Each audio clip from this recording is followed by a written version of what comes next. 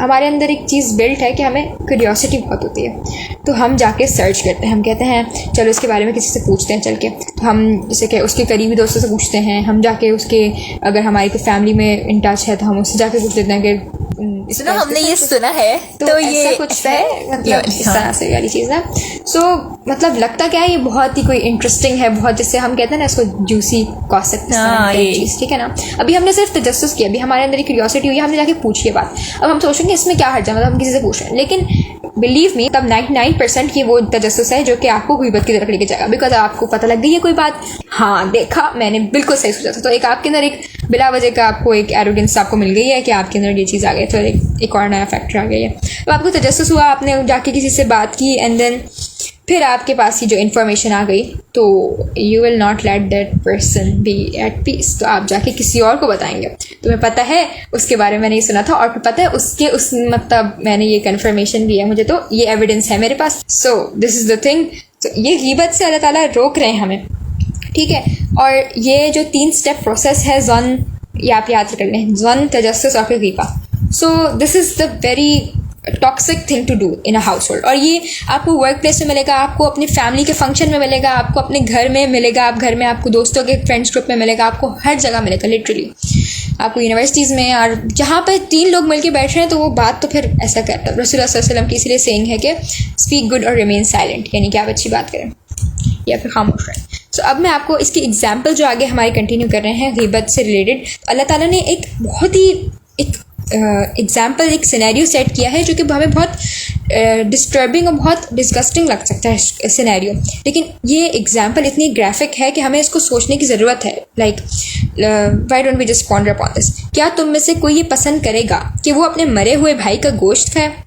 इससे तो तुम खुद नफरत करते हो, ठीक है, यहाँ तक देखते हैं। सो व्हेन वी आयत की ट्रांसलेशन है, आयत नंबर 12 की।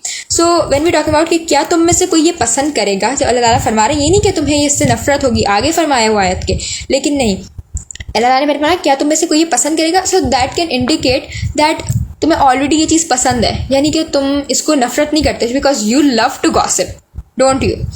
इस वाली बात को इसलिए इसके साथ लिंक किया गया।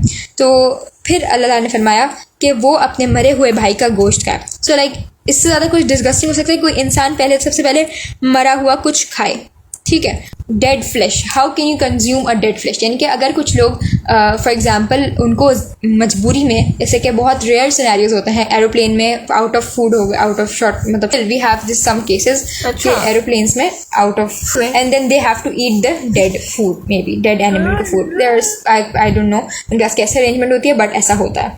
सो they have to eat it. पर अगर जो लोग खाते हैं फिर उसको, लाइक कुछ लोग तो ऑब्वियसली अवॉइड करके वो चाहेंगे कि हम ऐसे ही मर जाएं, लेकिन जो लोग खाते हैं उनको फिर खुद से कराहियत आती है, वो कहते हैं हम कितनी डिस्गस्टिंग हैं कि हम एक मरा हुआ फ्लैश खा रहे हैं, can you believe it.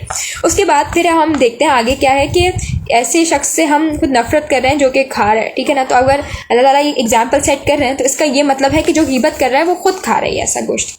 So next thing is, अल्लाह ताला ने फरमाया कि वो मरे हुए भाई का गोश्त खाए। सबसे पहले भाई कौन होता है? भाई एक इंसान होता है, भाई एक एनिमल नहीं होता। अगर हम डेड एनिमल की बात करें तब वो इटसेल्फ एक डिस्गस्टिंग है, लेकिन अल्लाह ने फरमाया कि वो एक इंसान है और वो आपका सगा भाई है, यानी कि कैन यू बिलीव इट कि कोई अपने भाई का गोश्त, कोई अननोन भी नहीं, एनी ह्यूमन नहीं, कोई है मतलब एक अपना भाई इस तरह, ठीक है। And then that becomes even worse when you understand that your brother is your protection. And क्या नहीं होता, क्या भाइयों को इस तरह नहीं समझा जाता?